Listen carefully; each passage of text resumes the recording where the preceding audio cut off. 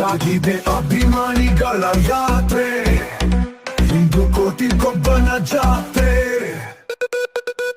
ವಿಷ್ಣು ಅಠಾಣ king of action, Vishnu ಅಠಾಣ king of fashion.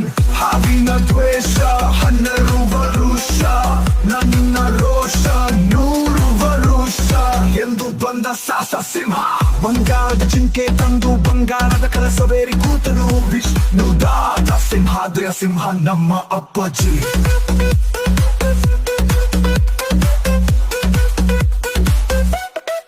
ಸಾಗಿದೆ ಅಭಿಮಾನಿಗಳ